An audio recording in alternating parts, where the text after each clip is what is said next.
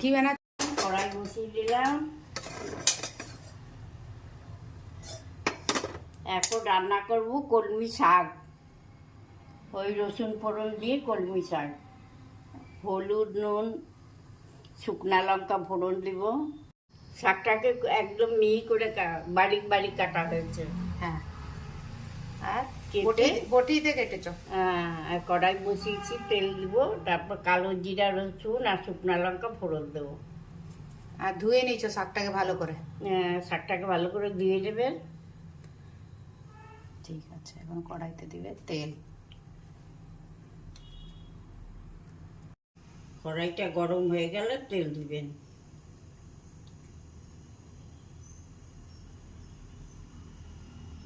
শুকনো লঙ্কা ফোড়ন দিলাম, তারপর কালো জিরা ফোড়ন দিলাম, তারপর রসুন ফোড়ন দিলাম, দিয়ে এখন শাকগুলো দিয়ে দিলাম।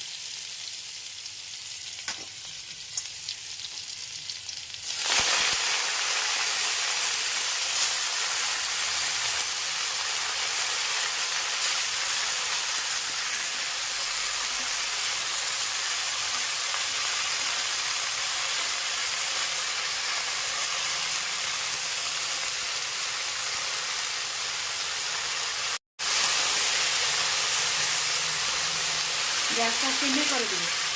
সুন্দর করে রসুনগুলো একদম পুড়ে যাবে, পুড়ে গেলেই তো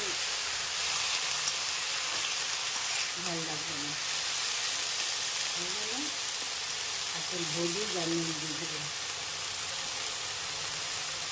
হলুদ আর নুন।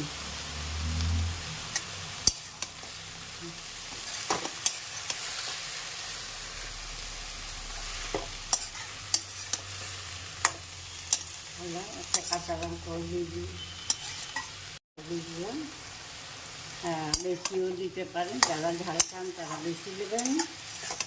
আমরা এই দিয়ে এখন স্টিমে ঢেকে রেখে দেবে। ঢেকে দেব।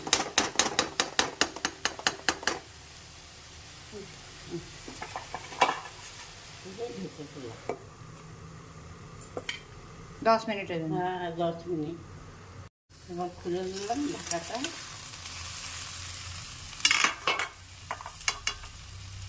মধ্যে রাখতে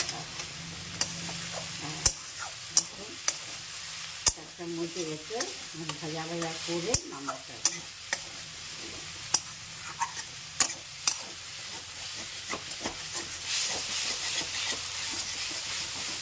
একদম ফার্স্ট ক্লাস হয়ে গেছে।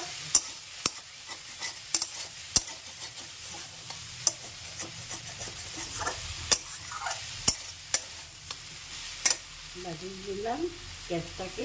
আচ্ছা, ভাজা ভাজা একটু ভাজা ভাজা হয়ে গেল নাকি দিলাম।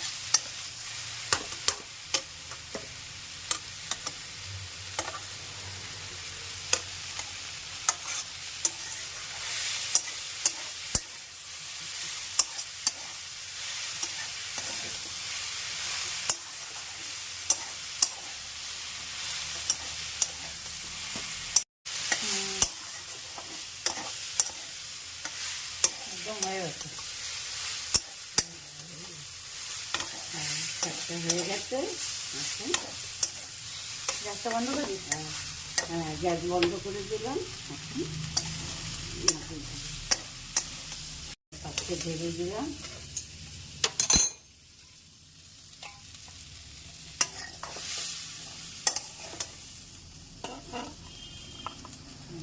সুন্দর কালার এসছে। তারপর SMS করে জানাবেন। মেসেজ মেসেজ হ্যাঁ, মেসেজ। আচ্ছা, মেসেজ করে জানাবেন কেমন হয়েছে। হ্যাঁ, কমেন্ট করে জানাবেন কেমন শাক হয়েছে। তৈরি হয়ে গেছে। এটা গরম ভাতের সাথে হ্যাঁ, ভালো লাগবে খেতে। Thank you.